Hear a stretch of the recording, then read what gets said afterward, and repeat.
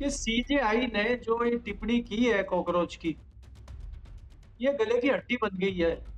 खुद सीजेआई की भी बन गई है, बाकी लोगों की भी बन गई। कॉकरोच वाला मामला सीजेआई से शुरू हुआ और धर्मेंद्र प्रधान पे जाके निपटा और निशाने पे अमित शाह भी हैं। मजे वाली बात ये है, मामला सीजेआई का है और फंस रहा है पीसीआई। अरे भाई, सड़क 12 करोड़ की सड़क बनती है, 1200 करोड़ की सड़क बनती है और 15 दिन में उसमें गड्ढे हो जाते हैं। तो इसका जवाब तो विपक्ष तो मांगता है या कोई पत्रकार मांगता है, तो आप उसको पता नहीं क्या-क्या बता देते हैं, देशद्रोही बता देते हैं उसको। उसको जो है सोरोस का आदमी बता देते हैं, उसको विपक्ष का आदमी बता देते हैं, उसको जेल में बंद कर देते हैं। अब करो जैन जी को बंद जेल में, करो इन कॉकरोचों को बंद जेल में, करा दो था आपने लाठीचार्ज जंतर-मंतर पे, आपको पता चल गया। नमस्कार दोस्तों, कैसे हैं आप लोग। उम्मीद है आप सभी अच्छे होंगे। एक यूनिवर्सिटी में शुरू हुआ विवाद अब एक भारतीय जनता पार्टी के सांसद के इस्तीफे तक आ पहुंचा है। किस तरह से इस मामले ने मोड़ लिया है, सीजीआई ने इसमें क्या भूमिका निभाई है, तमाम चीजें चल रही हैं। लेकिन भारतीय जनता पार्टी के लिए एक बार फिर से खतरे की घंटी बज चुकी है। पहले धर्मेंद्र प्रधान का इस्तीफा हुआ, उसके बाद अमित शाह को इस्तीफा देना चाहिए, ये पहल शुरू हुई और अब मनन मिश्रा पर बात आ गई है। कैसे आई है, क्यों आई है, करेंगे बात। केपी मलिक जी पत्रकार हमारे साथ जुड़े हैं। सर, बहुत बहुत स्वागत है आपका। बहुत-बहुत धन्यवाद हिमांशु जी, आपका भी और हमारे दर्शकों का भी। आपके तो रिलेटिव नहीं है ना मनन मिश्रा जी, क्योंकि आप हिमांशु मिश्रा हैं, वो मनन मिश्रा हैं। तो भाई अपना देख लेना हिसाब किताब, हो तो कुछ कर लेना, क्योंकि कॉकरोच उनके घर में घुस गए हैं और कॉकरोच बड़े खतरनाक होते हैं, है ना? जी। हम्म। सर, कॉकरोचेस ने पहले तो एक मंत्री जी का इस्तीफा पहले ही ले लिया है, तो डर के साए में तो वैसे ही भारतीय जनता पार्टी और सरकार चल रही थी। अब मनन मिश्रा का ये जो पूरा मामला निकलकर सामने आया है, सीजीआई के लिए मतलब ये पूरा प्रोटेस्ट हो रहा था, लेकिन ये पलट के मनन मिश्रा पर आ गया, सरकार पर फिर से आ गया। ये वही वाला हाल हो रहा है जो पिछली बार हुआ था। देखो हिमांशु, मैं लगातार कहता हूँ, आपके चैनल पे भी कहता हूँ कि सीजेआई ने जो ये टिप्पणी की है कॉकरोच की, ये गले की हड्डी बन गई है। खुद सीजेआई की भी बन गई है, बाकी लोगों की भी बन गई है, सरकार की भी बन गई है। और हम्म। इसको जो है छात्रों ने, युवाओं ने कॉकरोच नामक गहने को गले में डाल लिया माला बना के। वो माला जपने का, रपने का काम कर रहे हैं। तो उसी से जहाँ भी जाते हैं, वो अपना काम कर जाते हैं। अब आप देखिए, कॉकरोच वाला मामला सीजीआई से शुरू हुआ और धर्मेंद्र प्रधान पे जाके निपटा और निशाने पे अमित शाह भी हैं। हम्म। और ये चल ही रहा था कि एक नॉर्मल प्रक्रिया के तहत ये हुआ कि भई हैदराबाद में सीजेआई जाएँगे और वहाँ पे जो लॉ यूनिवर्सिटी है उसमें वो डिग्री वितरण करेंगे। लेकिन भाई जो डिग्री लेने वाले लोग हैं, वो भी हाथ हैं, वो आधे लोग कह रहे हैं हम तो कॉकरोच प्रजाति के हैं, तो हम इनसे क्यों डिग्री लें? तो उन्होंने बहिष्कार कर दिया। अब जैसे ही ये चल रहा था, ये मनन मिश्रा जी ने बड़ी लकड़ी ले ली। हालाँकि हमारे पश्चिमी उत्तर प्रदेश में इसको कहते हैं कि भाई दरवाजे के कोले पे खड़ी हुई लाठी ले ली इन्होंने। खड़ी लाठी लेना भी बोलते हैं इसको। इन्होंने खड़ी लाठी खामखा में ही ले ली। अब पहले तो इन्होंने जो है तुगलकी आदेश जारी कर दिया। अब इनसे कोई पूछे कि भाई आपने किस अधिकार से आदेश जारी किया है? आप कौन-सी ऐसी ताकत है जो इस तरह का आदेश जारी कर सकते हैं? पहली बात तो ये। दूसरी बात ये, अगर आपने आदेश जारी कर दिया है, तो आपने तत्काल वापस ले लिया, यानी कि आप डर गए। और जैसे ही आप डरते हैं, तो सामने वाला तो आपके सिर पे बैठ जाता है, फिर तो हावी हो जाता है। अब कॉकरोच पार्टी ने कहा कि भाई आप इस्तीफा दीजिए, नहीं तो आपके घर आएँ और उससे पहले आप ज़रा ये 14 करोड़ रुपया जो लिया था, इसका हिसाब दे दीजिए। अब पिछले 12 साल में आपने क्या-क्या किया, अब वो इनसे हिसाब माँगने लगे। तो इसी को बोलते हैं कि बड़ी लकड़ी इन्होंने ले ली है और इनका भुगतान मुझे नहीं लगता कि बिना इस्तीफे के होगा। कहीं ऐसा ना हम्म। हो कि कुछ दिनों बाद मनन मिश्रा जी बेचारे चले जाएँ, क्योंकि वो खुद तो हम्म। मुश्किल में फँसे ही हैं, उन्होंने आस-पास के कई लोगों को मुश्किल में फँसा दिया है। आपने देखा हम्म। आज कोर्ट में भी गए, कोर्ट में लोग गए और सीजेआई ने खुद पल्ला झाड़ दिया, बोला भाई कौन है ये बार काउंसिल ऑफ इंडिया? हम तो बीसीआई को जानते नहीं है। इन्होंने किस अधिकार से कह दिया? हमने तो इनको कुछ कहा नहीं है।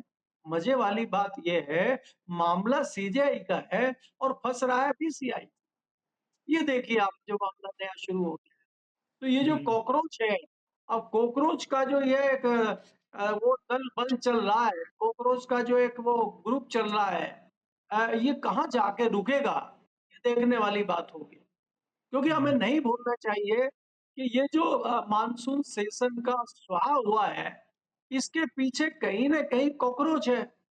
कहीं न कहीं कॉकरोच का लेना-देना है। यहाँ मैं कॉकरोच कोई दूसरे उस संदर्भ में नहीं कह रहा हूँ। मैं तो बड़े सम्मान से, बड़े आदर से नाम लेता हूँ कि ये युवाओं का मामला है भई। ये जो बेरोज़गार युवा हैं, ये जो बड़ी-बड़ी डिग्री लेके बैठे हैं और इनको आप जो है बेइज़्ज़त कर रहे हैं, चिढ़ा रहे हैं इनको, कॉकरोच कह के और कीड़े-मकोड़े कह के, ये तो यही सवाल आपसे पूछने लगे और ऐसे सवाल पूछ रहे हैं ये तो निकाल-निकाल के, जो पुराने लोगों को याद ही नहीं है, जो आपने भी नहीं सोचा होगा कि भई आपसे क्या-क्या सवाल पूछे होंगे। क्या कल्पना की होगी कभी मनन मिश्रा जी ने कि ऐसा सवाल पूछने वाले लोग भी कॉकरोच पैदा हो जाएँगे? क्या सीजेआई ने सोचा होगा कि यूनिवर्सिटी में आपका बहिष्कार इस नाते हो जाएगा, कुछ कहा है और झुकना पड़ा सीजेआई को भी, प्रोग्राम कैंसल हुआ। नहीं तो ताकतवर सीजेआई कहते नहीं मैं तो आऊँगा, तो क्यों नहीं गए? तो ये डर जताता है कि कहीं न कहीं मामला बहुत आगे बढ़ चुका है और ये बड़ी गलती कुछ लोगों से हो गई है। हुँ, और हुँ, ये गलतियाँ तब होती हैं, एकाएक गलतियाँ नहीं होती, आप लगातार गलतियाँ करते जा रहे हैं, लगातार इस तरह की चीज़ें करते जा रहे हैं और आपका डर समाप्त हो गया था, वो डर वापस लाना था और वो डर वापस लाने का काम जेन ज़ी ने किया है। हुँ, लेकिन हुँ, इससे आगे एक बात और मैं कहता हूँ हिमांशु कि जेन ज़ी तो जेन ज़ी, अब जो नया खतरनाक अल्फा जेन ज़ी आ गया है, जिसको जेन ज़ी अल्फा कह रहे हैं, वो हमें इससे भी खतरनाक लग रहा है, क्योंकि वो नहीं हुँ। बकसता। आज कन्नौज की और उन्नाव की घटनाएँ आई हैं कि वहाँ पे जो है नवोदय विद्यालय में हड़कंप कर दिया है। तो ये कहाँ जाके रुकेगा मामला? जी। और एक तरफ जो है कॉकरोच जनता पार्टी हावी है, इस पूरे मुद्दे को हाथों-हाथ उठा लिया है। इधर मनन मिश्रा और पूरी जो बार काउंसिल है वो यू टर्न ले चुकी है इस पूरे मामले पर। लेकिन मामला क्या यहीं पर थम जाएगा? ये भी अपने आप में बड़ी चीज़ है सर। क्योंकि हमने देखा ना कि नीट वाले मामले में भी धर्मेंद्र प्रधान के इस्तीफे की माँग जब हो रही थी, वहाँ पर भी हमने देखा कि वो चीज़ें वहीं पर थमी नहीं और उससे आगे और एग्रेसिवली बढ़ गईं। मतलब पहले कहा गया कि भाई इनकी ज़िम्मेदारी तय होनी चाहिए, फिर ज़िम्मेदारी बयान देना चाहिए, इनको इस्तीफ़ा देना चाहिए, इस्तीफ़ा हो गया तो फिर और आगे की क्या प्रक्रिया हो सकती है? राहुल गांधी और अमित शाह के पीछे पड़ गए उसके बाद तो। तो एक और इस्तीफ़ा गिरने वाला है अगर, तो फिर ये सरकार भी मतलब किस तरफ जा रही है? कि क्या क्या हालात राजनीतिक तौर पर आप देख रहे हैं सर? नहीं हिमांशु मैंने बताया ना आपको कि जो मानसून सत्र में हुआ है, हुँ, मानसून सत्र में एक विपक्ष को भी एक हिम्मत मिली है ना और वो हिम्मत देने का काम तो जैन जी ने किया है। हुँ, हुँ, अब जैन जी जिस प्रकार से कांग्रेस में भी कांग्रेस के जो राहुल गांधी है, विपक्ष के नेता हैं, जिस प्रकार से वो युवाओं के साथ जुड़ रहे हैं, चाहे वो कोटा हो, चाहे वो देहरादून हो, चाहे वो प्रयागराज हो, चाहे बाकी जगह जिस तरह से वो जाते हैं, तो युवाओं के साथ अगर वो चल रहे हैं तो उनको भी जोश आ रहा है और वही जोश उनका जो है आपने पार्लियामेंट में देखा। और हुँ, पार्लियामेंट में ऐसा जोश देखा कि हमने तो पहली बार साढ़े 3 दशक के इतिहास में देखा है पार्लियामेंट इतने दिन से जा रहे हैं। पहली बार हमने इतिहास में देखा कि भाई प्रधानमंत्री और गृह मंत्री गायब हैं और पूरे पूरे सेशन में। ऐसा नहीं कि 1 दिन, 2 दिन, पूरे सेशन में आप गायब हैं और आपके पास कहने को कुछ नहीं है। आपके पास ये बहाना नहीं है कि भई प्रधानमंत्री विदेश में है, गृह मंत्री कहीं बॉर्डर पे गए हुए हैं, गृह मंत्री देश की कोई रक्षा के मामले में लगे हुए हैं, इंटरनल थ्रेट है, उस मामले में लगे हैं इसलिए सदन में ऐसा भी कुछ नहीं है। आप तो वहीं बराबर के कमरे में ही बैठे हैं सदन के, लेकिन आपकी हिम्मत नहीं है हो रही है सदन को फेस करने की। तो ये डर कहाँ से आया? ये किसने पैदा किया? ये इसी जेन ज़ी और इसी कॉकरोच ने तो पैदा किया है। उसी पे तो खेल रहा है विपक्ष भी। नहीं तो विपक्ष तो हुँ, यही है 12 साल से। विपक्ष ने क्या उखाड़ लिया था? ममता हुँ, बनर्जी जैसा इतना बड़ा दल, टीएमसी जैसा इतना बड़ा दल, जिसके इतने सांसद हों, जिसकी एक इतने बड़े राज्य में सरकार हो, 15 साल पुरानी सरकार हो, ममता बनर्जी इतनी कद्दावर नेता हो, लड़ाकी नेता हो, जो हाई कोर्ट से लेकर सुप्रीम कोर्ट तक खुद वकील बन के लड़ती हो, ऐसे को धराशायी इन्होंने कर दिया था। लेकिन आज कहाँ गई है इनकी वो ताकत के डर के भाग रही है जेन ज़ी के नाम पे। तो ये एक बदलाव है और ये बदलाव इसलिए है कि वो खड़ा आपने किया है उसको, उसके ज़िम्मेदार आप हैं। अरे भाई सड़क 12 करोड़ की सड़क बनती है, 1200 करोड़ की सड़क बनती है और 15 दिन में उसमें गड्ढे हो जाते हैं, तो इसका जवाब तो विपक्ष तो माँगता है या कोई पत्रकार माँगता है, तो आप उसको पता नहीं क्या-क्या बता देते हैं, देशद्रोही बता देते हैं उसको, उसको जो है सोरोस का आदमी बता देते हैं, उसको विपक्ष का आदमी बता देते हैं, उसको जेल में बंद कर देते हैं। अब करो जैन जी को बंद जेल में, करो इन कॉकरोचों को बंद जेल में, करा दो था आपने लाठीचार्ज जंतर-मंतर पे, आपको पता चल गया। आप हुँ, मतलब चोरी और सीनाचोरी दोनों करोगे, अब ये चलने वाला नहीं। हुँ, हुँ, देखिए इनकी कहीं भी जायज़ माँग अगर कोई करेगा, तो जनता उसके साथ जुड़ेगी और हुँ, आप जिस तरह की चीज़ें चल रही हैं, जिस तरह की चीज़ें आप कर रहे हैं, जिस तरह की हरकतें आप कर रहे हैं, अब जनता उस पर संज्ञान लेने लगी है। एक बात हुँ, नहीं है, बहुत सारी बातें हैं। हुँ, हुँ, किसान आए अपना विरोध प्रदर्शन करने के लिए, आपने उनको पता नहीं क्या-क्या खालिस्तानी और दूसरे आरोप उनके ऊपर लगा के, उनको प्रताड़ित करके और सारी चीज़ें करके सड़कों पे कीले, लाठी सब कुछ आपने आज़मा लिया और वो तंग होके बेचारे 13 महीनों में चले गए चुपचाप। बड़े हाथ होके गए। उनकी आत्माएँ रोती हुई गई हैं कि एक किसान जो सारा साल फसल उगाता है, जब वो बेचने आता है, तो उसकी फसल बिकती नहीं है। वहाँ भी लूटने का काम उसको होता है। ऐसे लोगों को आपने तंग किया है। तो हिम्मत नहीं होती थी। नेता अगर कोई नेता बोलना चाहे, कोई दल बोलना चाहे, आप उसको तहस-नहस कर दें। अब ये लिमिट क्रॉस हो चुकी है। अब ये लिमिट क्रॉस हो चुकी है, इसीलिए युवा आगे आया है। अरे भाई आप बाकी चीज़ों को छोड़ो, सब जगह सबको पता है कितना भ्रष्टाचार है, कितनी दिक्कतें हैं, परीक्षा के पर्चे लीक हो रहे हैं। अरे आपने तो राम का मंदिर भी नहीं छोड़ा। तो लोग इस पे भी तो विचार कर रहे हैं, कि बाकी चीज़ें तो आप कर रहे हैं, आप तो राम का मंदिर भी नहीं छोड़ा आपने। आप तो कह रहे थे भगवान राम को लाए हैं, तो ये आप कहते हैं डिजिटल, डिजिटल सारा दिन गाना सुनाते हैं डिजिटल इंडिया का, तो मंदिर को आपने डिजिटल इंडिया क्यों नहीं बनाया? मंदिर पे क्यों नहीं अत्याधुनिक कैमरे आपने लगाए जब आपके पास इतना बजट था? मंदिर में क्यों नहीं आपने सीसीटीवी का सिस्टम लगाया? मंदिर में आप बारकोड क्यों नहीं लगाते हैं कि जिसको चंदा देना है हमने तो डिजिटल इंडिया कर दिया है, कोई भी चंदा कैश में नहीं चढ़ेगा। बारकोड लगा हुआ है और आप सीधा पैसा ट्रांसफर करिए, बैंक को पैसा जाएगा। बैंक को पैसा जाएगा, गिनने का झंझट खत्म, तुरंत बैंक में पैसा गया, मंदिर का ब्याज चालू, कोई पारदर्शिता है, किसी को कोई दिक्कत नहीं है। स्क्रीन लगा दीजिए वहाँ पे कि आज मंदिर में इतना चंदा आया है, पुराना चंदा इतना है, टोटल चंदा इतना हो गया है। चंदा लगातार बढ़ता जा रहा है काउंटिंग की तरह। तो आप क्यों नहीं करते? आप इसलिए नहीं करते क्योंकि आपकी नीयत में खोट है। कहीं न कहीं आप लोगों को शह दे रहे हैं उनको, जो डकैती कर रहे हैं, चोरी कर रहे हैं, वो हुँ, आपके आदमी हैं। तो ये जब सारी चीज़ें आप करेंगे, जब आप अगर कोई पुल बनाते हैं, सड़क बनाते हैं, कोई भी निर्माण करते हैं, जब आप ठेकेदार से पैसे लेंगे पार्टी फंड के नाम पे, दलाली लेंगे, आपके नेता लूटेंगे, तो ठेकेदार क्या करेगा? ठेकेदार माल कहाँ से लगाएगा? अगर आप ठेकेदार को ₹100 देते हैं और उसको कहते हैं कि इसको खर्च करिए, बढ़िया बनाइए, अपना मुनाफ़ा भी कमाइए 10%, लेकिन गारंटी दीजिए आप, तो ऐसे लोगों की कमी नहीं है। आज भी ज़िक्र होता है कि मुंबई में एक ऐसी सड़क बनी हुई है, जो 100 साल से टूट ही नहीं रही है। तो वो कैसी सड़क बना दी उन्होंने? क्या लोहे की बनाई है क्या? तो ऐसी सड़कें आज क्यों नहीं बन सकती? बन सकती है, अगर भ्रष्टाचार कम होगा तो। और मुझे लगता हुँ, है कि बदलाव की बेला चली है और देखिए युवा देश के भविष्य हैं, वही देश में बदलाव करते हैं, वही क्रांति लाते हैं। तो जिस हुँ। प्रकार से हालात शुरू हुए हैं, तो मुझे लग रहा है कि देश में बदलाव की बयार शुरू होने वाली है। जी। सर, आप बदलाव का ज़िक्र कर रहे हैं, आपने तमाम सरकारों को आते और जाते हुए देखा है। क्या आपको लग रहा है ये वही टाइम है जब असल में चीज़ें पलटने वाली हैं? क्योंकि एक टाइम पे तो इंदिरा इज़ इंडिया भी हो गया था ना, इंडिया इज़ इंदिरा कहा जाता था।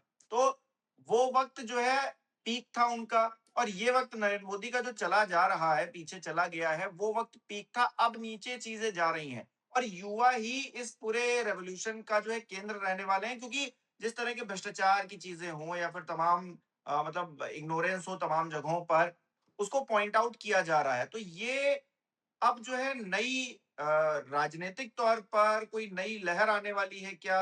और ये लहर जाने वाली है क्या? उस तरफ इशारा भी है क्या? देखो हिमांशु अगर आप देखें जब लंबे समय तक इंदिरा गांधी सत्ता में थी और इंदिरा गांधी ने इसी तरह से कुछ करने की कोशिश की थी, तो जनता में एक रोष फैल गया था। हुँ, और वो तथ्य नीचे आते-आते तथ्यों में भी कई बार बदलाव होता है, तथ्य पता नहीं चलते हैं नीचे की जनता को। आज भी बहुत सारी चीज़ें नहीं पता है। विपक्षी और विरोधी लोग कई जगह र्यूमर भी उड़ाते हैं, गलत इन्फॉर्मेशन भी देते हैं। ऐसा नहीं है, लेकिन जाँच होनी चाहिए, दूध का दूध, पानी का पानी होना चाहिए। अब अगर हम दूसरे भ्रष्टाचार को, दूसरी चीज़ों को छोड़ भी दें, राम मंदिर की ही बात करें, तो क्या अपने सीने पे हाथ रख के आप कह सकते हैं कि ईमानदारी से जाँच हो रही है? एसआईटी ईमानदारी से जाँच कर रही है? एसआईटी जी को जिस प्रकार से जाँच करनी चाहिए वो करेगी। उन पे तो तमाम आरोप लग रहे हैं। जो एसआईटी में है उन पे भी आरोप लग रहे हैं और एसआईटी जिनको रिपोर्ट कर रही है उन पे भी आरोप लग रहे हैं कि आप ही उसमें ट्रस्ट में हैं और आप ही को रिपोर्ट दी जा रही है। क्या मज़ाक देश में चल रहा है? तो जब इस तरह की चीज़ें होंगी तो विरोधाभास और विरोध होगा। इंदिरा गांधी के ज़माने में भी इस तरह की चीज़ें हुई थी और उसी का नतीजा था कि जेपी आंदोलन हुआ। चौधरी चरण सिंह जैसे लोग, जॉर्ज फर्नांडिस जैसे लोग और तमाम लोग जो है आंदोलन करके सड़कों पे आए थे और इंदिरा गांधी की सरकार उखाड़ फेंकी थी। भले ही इमरजेंसी भी लगी हो, सब कुछ हो, उन्होंने सब कुछ करके देख लिया लेकिन वो रह नहीं पाए। लेकिन उसके बाद जब देखा कि भई कुछ नहीं है, मामले में दम नहीं है, सत्ता को सँभालना इतना आसान नहीं है और चीज़ें हुई और उसी रास्ते पे इंदिरा गांधी को जाना पड़ा, आंदोलन के रास्ते पे, जनता के रास्ते पे, मुद्दे उठाने के रास्ते पे। तो फिर वो बिहार के एक बेलची गाँव में गई और वहाँ उन्होंने देखा किस तरह से दुर्दशा है और वो मीडिया में कवर हुआ और वो वापस सत्ता में आ गए। तो ये चीज़ें सब जगह चलती रहती हैं, सब दौर में चलती रहती हैं। करप्शन हो, भ्रष्टाचार हो, बहुत सारी चीज़ें चलती रहती हैं। अगर देखिए, आप मुझे बताइए अगर मंदिर चल रहा है, मंदिर में सब ठीक-ठाक होता, छोटी-मोटी चोरियाँ चलती रहती हैं, सबको पता है। लेकिन नियमित रूप से अगर चीज़ें हो, किसी को कोई दिक्कत नहीं। अगर हाईवे पे हाईवे बना है और हाईवे ठीक-ठाक चल रहा है, हाईवे 2 साल, 5 साल चल रहा है, कोई ज़िक्र नहीं करेगा, कोई कहीं आवाज़ नहीं आएगी। और हाईवे में भी करप्शन हो रहा है, सबको पता है। लेकिन वो ठीक चल रहा है, हमें अपनी सुविधाएँ देखनी है। इस पे कितना भ्रष्टाचार हुआ, कितना काम हुआ, उसको सोचने वाले सिर्फ़ 2-5% लोग होते हैं, बाकी लोगों को सुविधा चाहिए। लेकिन अगर बनाते 1 हफ्ते के बाद ही टूट रहा है, तो फिर सवाल खड़े होते हैं। किसी हॉस्पिटल को आप इतना पैसा सरकार देती है और वो हॉस्पिटल में फिर भी वहाँ पे जो है बुरा हाल है, तो फिर सवाल उठते हैं। वही ये चीज़ें हैं कि जिस प्रकार की आप बात कर रहे हैं, परीक्षा अगर एक बार रद्द हो गई किसी कारणवश और उसमें कोई साजिश आपकी नहीं है, तो आप दूसरी परीक्षा करा लीजिए, बात खत्म हो गई, लोगों ने परीक्षा दी, अपने काम-धंधे पे लग गए। लेकिन अगर आप इसको धंधा बना लेते हैं और पता लग जाता है कि कुछ लोग ये साजिश कर रहे हैं और सत्ता का शेल्टर उनको मिल रहा है, तो फिर विरोध होना वाजिब है और वही विरोध हम देख रहे हैं। ऐसा नहीं हुँ, है कि पिछली सरकारों में गड़बड़ियाँ नहीं हुई हैं। पिछली सरकारों में गड़बड़ियाँ हुई हैं, 10%, 20%, 30% गड़बड़ियाँ हुई। आज की डेट में ये है कि 80% गड़बड़ियाँ हो रही हैं। तो 80% गड़बड़ियों को छुपाना इस सरकार के बस का भी नहीं है और सिस्टम के बस का भी नहीं है। जब गड़बड़ियाँ होंगी तो ऊपर से नीचे होंगी और ऊपर वाले फँसे या नीचे वाले फँसे। उसी का नतीजा है कि धर्मेंद्र प्रधान ने इस्तीफ़ा दिया और उसी का नतीजा है। देखिए मनन मिश्रा, ये गलती उनसे हुई है, जो भी आदेश उन्होंने दिया वापस ले लिया, उसमें फँसे ना फँसे, लेकिन ये जो 14 करोड़ का हिसाब उन्होंने माँग लिया है, इसमें मनन मिश्रा ज़रूर फँस जाएँगे, क्योंकि हिसाब हुँ, दे ही हुँ, नहीं पाएँगे वो। और हिसाब हुँ, नहीं हुँ, दे पाएँगे, तो यही मुद्दा बन जाएगा और इसी पे उनका इस्तीफ़ा माँगा जाना शुरू हो जाएगा। बात हुँ, शुरू हुई थी सीजेआई से और बात आ गई पीसीआई, तो यही होता है। तो मुद्दा चला था कहीं से और आ गया कहीं। अब क्या अमित हुँ, शाह को अंदाजा था कि ये जो जंतर-मंतर पे धरना हो रहा है, धर्मेंद्र प्रधान का इस्तीफा माँगा जा रहा है, ये मेरे गले की हड्डी बन जाएगा? अगर शायद उनको बिल्कुल। अंदाजा होता, तो पहले ही वो कुछ रोकथाम करते। तो इसलिए क्योंकि ये तीर है और तीर कमान से अगर निकल गया है, अब ये किसको लगेगा? ये किसी को नहीं पता है और ये तीर अभी निकल चुका है, जिसका नाम है कॉकरोच। कॉकरोच वाला तीर किसके यहाँ बैठ जाएगा, किसके पजामे में घुस जाएगा, ये किसी को नहीं पता। जी। बिल्कुल। बहुत-बहुत शुक्रिया सर हमारे साथ जुड़ने के लिए, तमाम बातचीत के लिए। हमारे दर्शक किस तरह से देख रहे हैं इस विषय को कमेंट करके ज़रूर बताएँ।